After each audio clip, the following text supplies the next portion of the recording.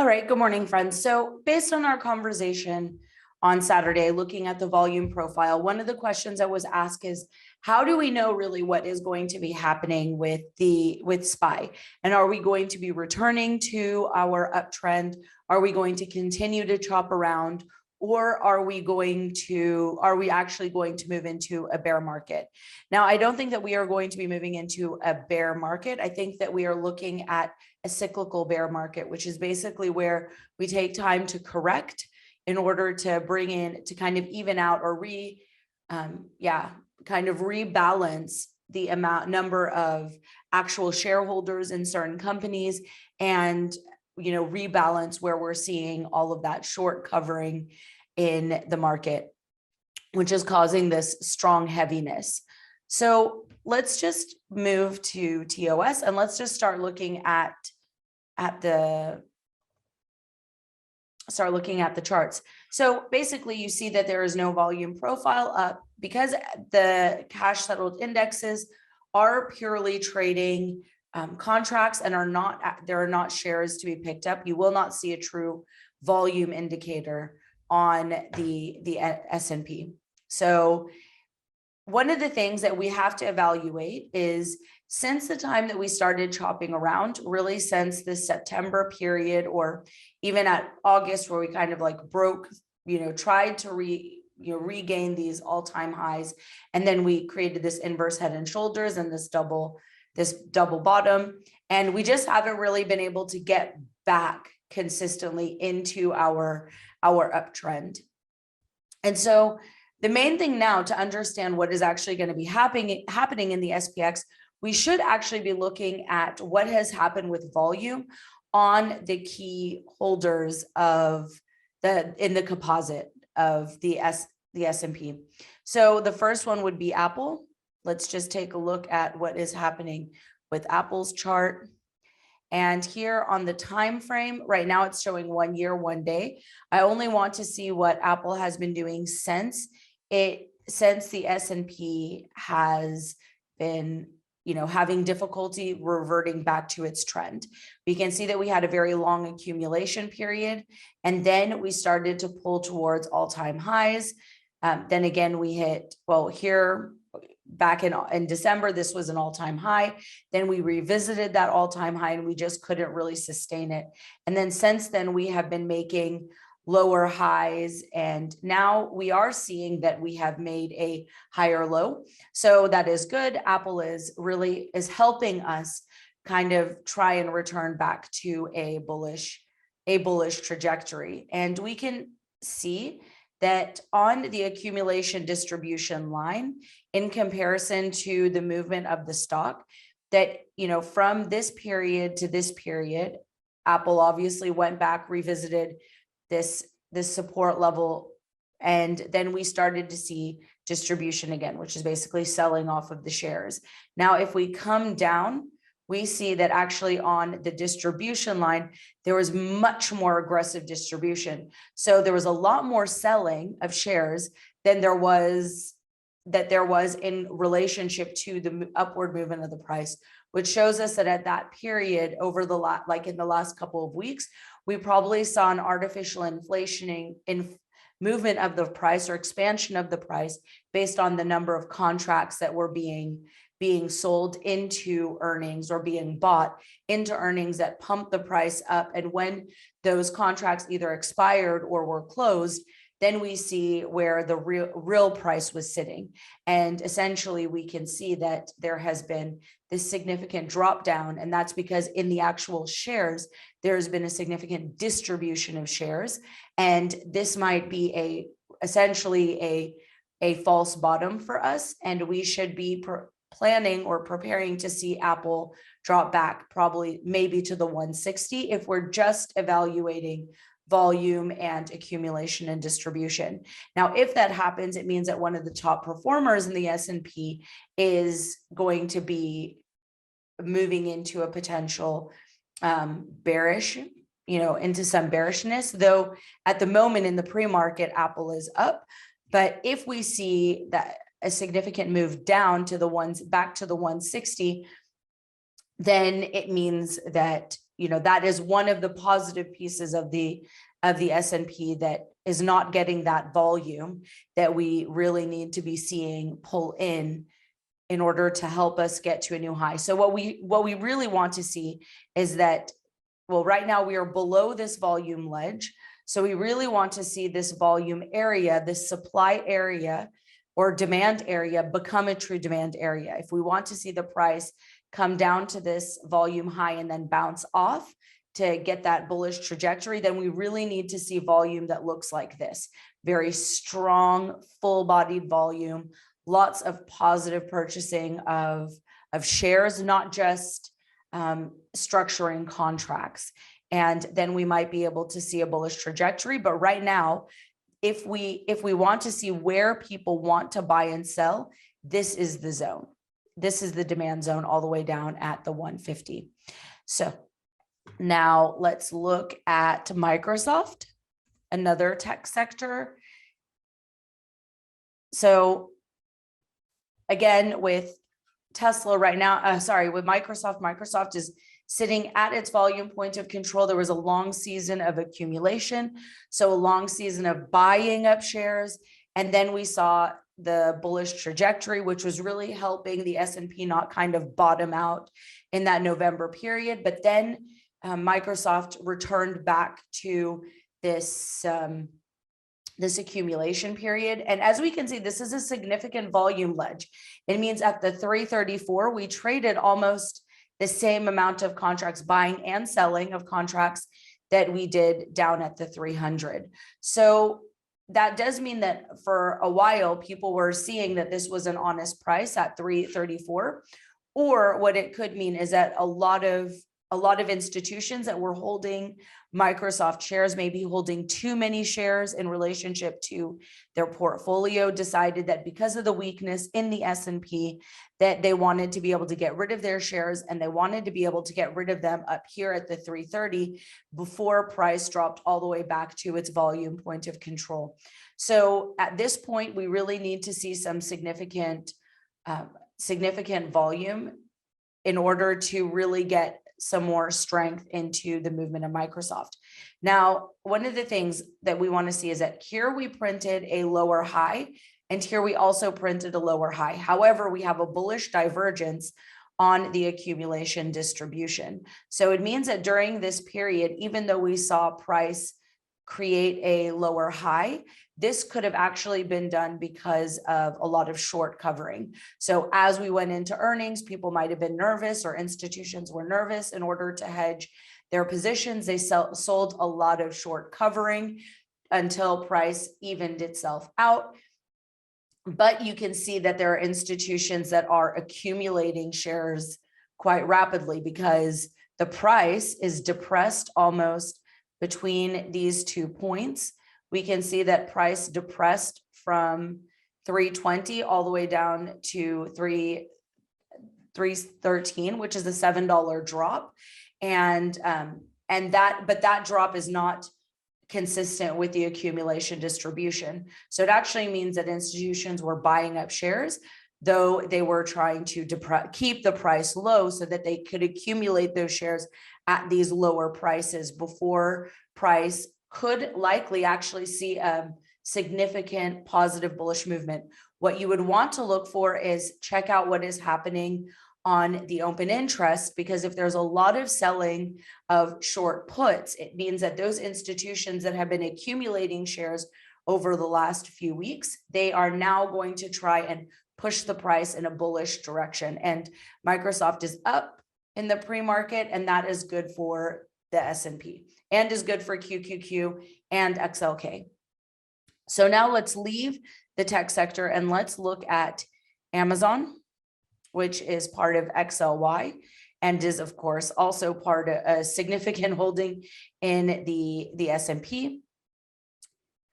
And obviously we all know that they've been in more than a year's worth of accumulation, really moving in the same price corridor, and we've not really seen that return to bullish activity. Now, the reality is that the massive drops, we see actually that the accumulation and distribution is actually quite even, because we have printed this bottoming is the same, like where we were accumulating or finding that bottom is the same on the accumulation distribution line. So we're still seeing heavy selling at that point, but not the well, this is where people are keeping it from dropping lower, but we don't know if it's truly an accumulation or distribution area, because we've not yet printed a really strong volume ledge like what we have printed up here. But the problem with Amazon is that it stayed in this area, in this zone, from the entire 6-month period almost. So of course, all the volume is going to be sitting up here. So to really understand this volume, you need to look at a much smaller time frame to see where we're building out those supply and demand zones.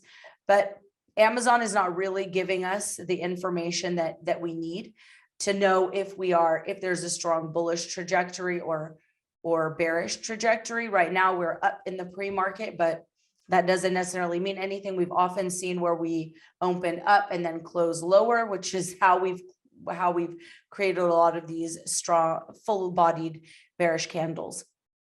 So Amazon's not giving us any like particular sentiment that it is going to be increasingly bullish or bearish at this particular moment if we're just looking at the last 6 months of data. Now on Google,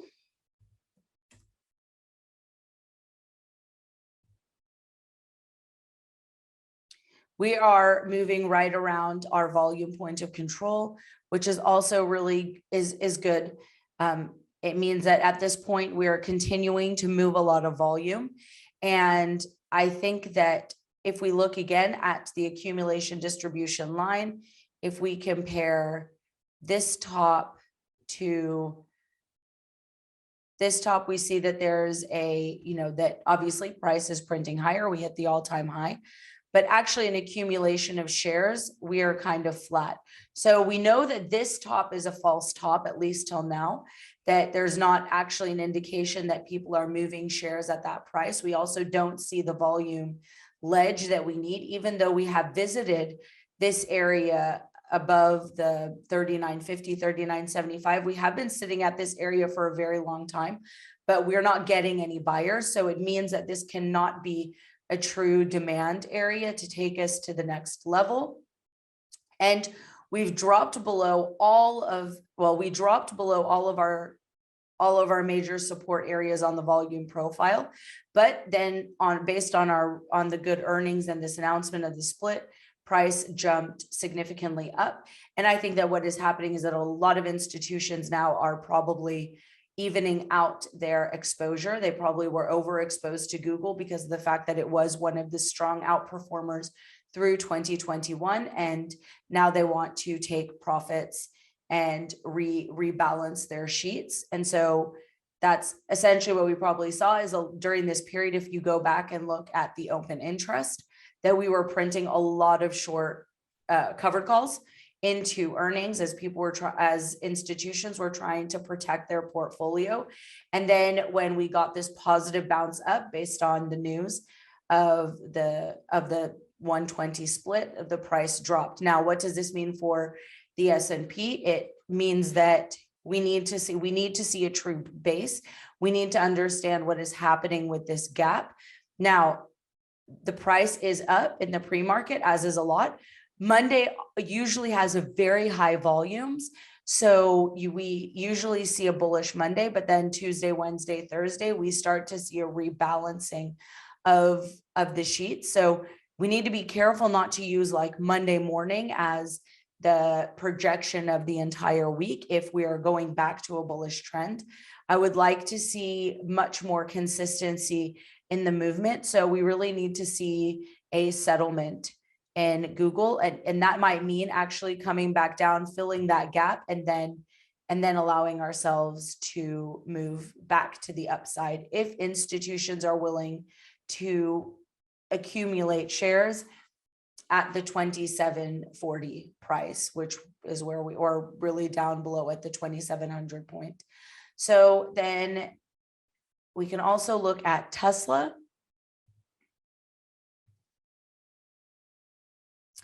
And Tesla is really in a beautiful chart setup. We can see that we are now in this wedge, which is demonstrating that there is a lot of accumulation. Banks are keeping the price depressed in this range so that they can accumulate shares.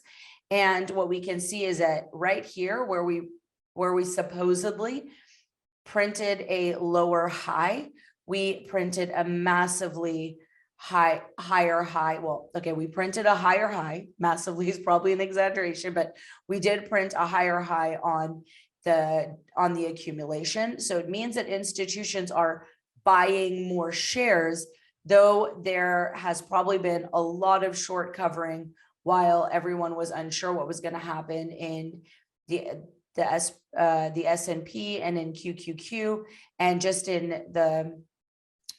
the sector that Tesla is in, and they're waiting to see if there is going to be, what the setup is going to be. But the institutions are protecting their portfolio by having that short covering, and we can see that because the price is squeezing in an aggressive ledge. And I think that we might be able to see a very bullish Tesla, maybe not in day one, but definitely into the coming weeks. I think we are going to now see a positive movement in Tesla based on the pattern and what is happening with the volume, and the fact that we have printed a very strong ledge back here. We are essentially saying that Tesla will always get volume if it drops back down to this 800. So I think that we found a significant support area, and the fact that we are printing a new volume ledge right above where we closed on Friday is also giving us this sentiment that even though we're moving back at least towards the volume point of control. So that is one really strong positive chart for the S&P, but we don't want one. We need to have multiple positive charts. And right now we're just not getting that consistently. And then the last one we'll look at is Facebook. And we all know what happened with Facebook, so we don't need to dwell too much on that. But the fact that we are so oversold and on Facebook means that there is a chance that we will get a move back towards the more natural volume point of control.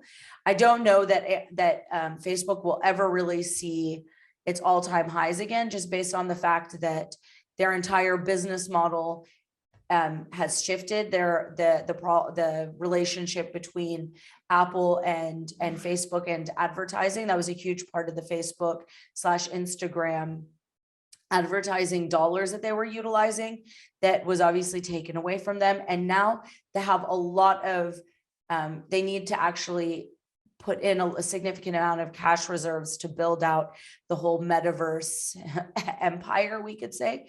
And so until that cash has come out of the company to build out metaverse, it may be a long time before Facebook metaverse is actually giving us the same corporate returns that we were seeing previously. But I think that this is obviously a very depressed price, and we'll probably start to find a more honest price somewhere between this 230 and 380. 325 is probably also still a bit too aggressive a profit target, but I think that we might actually be consolidating around here for a while until people have confidence, institutions have confidence in Facebook's ability to move to the upside. So as long as this is a big question mark on this gap and the entire business model of Facebook, again, this is a problem for the S&P. So I think probably something that is a completely different sector is just Johnson & Johnson. And I think that this is probably a good one to look at. It's also a a larger holding in the S&P, but also it's an entirely different sector than XLC, XLK, and XLY, which were all the holdings of all the other ones. And Johnson & Johnson has continued to, give us some, bullish energy, and their accumulation and distribution lines tend to be much more even. So every time we're hitting these peaks, these high, well, they're not higher highs, but we reach these highs in the movement, we're seeing a natural move in the accumulation distribution. So it actually means that we're seeing, appropriate movement of shares, not just significant movement of tens of thousands of contracts that are inflating and deflating the price, but unnaturally, or I want to say faux, like fake price movements.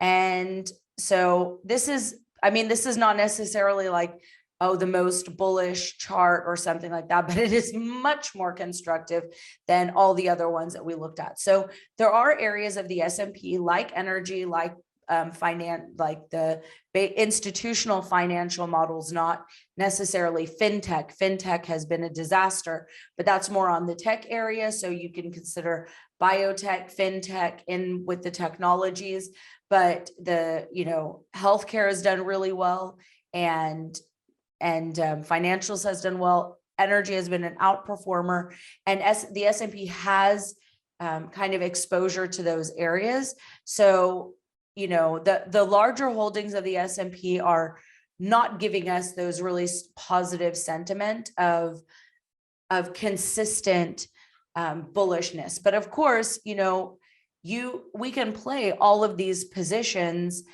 with, if we are unsure and we feel that there's a lot of choppiness, then you want to be doing things like iron condors, where you are selling both above and below the price, and you can take advantage of those bullish and bearish moves throughout the weeks. You might want to be selling things like long butterflies, long call butterflies, or long put butterflies into the individual moves. So as you're looking at the chart, you see it like a setup like what we see with Tesla. Okay, it looks like it's going to have a positive move to the upside, and it might be sustained for a few days. So get in that long call butterfly. If you see something, the opposite, like with Google, that there's all these gaps below, you don't know when Google is going to actually, actually going to fill those gaps. It might not be today, it might not be tomorrow, and you don't want to necessarily pay a bunch of money for a debit spread, then you might want to look at a long put butterfly. These are things that you need to be considering. Now, for those who are trading specifically SPX or SPY, you are seeing a very mixed bag when it comes to the different sectors, and different underlyings are moving completely different than other players in their same sectors. So even just saying like the tech sector is doing X and XLK is doing Y, the XLY is doing Y, that, actually Amazon and Tesla are not moving like each other, and Apple, Microsoft, and and Google, they're not all moving like each other, and Facebook and Snap and others in the communication service sectors are not moving like each other. And so because of that, it's sometimes very difficult to get a clear directional sign, except in XLF and XLE, they have both been very constructive. So that is helping the S&P not kind of just bottom out on us, but we need to be really aware of what's happening with share movement, and what is actually happening with contract movement. And those two things are not the same. You should not be evaluating them in the same exact, you should not be using them in the same way, because they are actually giving you completely different information based on who is actually holding the shares, what their exposure is to the company at a 1 delta. Because when you own the shares, you're getting a 1 delta for every dollar the underlying moves, you are getting $1, and vice versa, that for every dollar the underlying loses, you lose $1. So, at the moment, institutions are aggressively moving short contracts in order to hedge the losses that they're seeing from, these aggressive outsized move to the upside, and then these aggressive drops to the downside. And that kind of flux is difficult for hedge funds and institutional investors to be able to manage. And you are seeing that because they are moving very aggressively in the number of contracts that they're pushing, opposed to the amount of accumulation that we are seeing on the accumulation distribution line. They're not buying up shares as fast as they are moving their contracts. And it's because of the fact that there really is there's not enough participation for us to go back into a bullish trend, but there is not enough pressure that we just kind of like take the hit, make the drop, because we're in this high inflationary market, that we just take the drop in the indexes and then start to have a constructive bullish move to the upside. And so institutions are aggressively hedging themselves. And that also makes it very difficult for underlyings to move in a constructive, directional, kind of intentional, consistent manner. So we're not getting that momentum. So all that to say, use a volume profile, use the accumulation distribution line, check your open interest, be aware if you are trading SPY, also be looking at ES. That is a more pure visual of what is happening throughout the day, not just in the US market, open and closing times. Open times, it is giving you all the information of what's happening in the European and Asian markets. And it will help give you a clearer sentiment of what exactly is happening on the underlying, because you will be, it'll be much clearer this way, since you will actually be seeing what's happening on the main composite movers of the S&P. All right, I hope that was helpful, guys. It was a little bit longer than I had anticipated or wanted, because I wanted this to be an easy morning video for you guys to watch. But I think it's good that we talk through a number of charts so you can kind of get the feel of how you might want to be looking at the volume profile with the accumulation distribution line. All right, bye for now. Have a great day.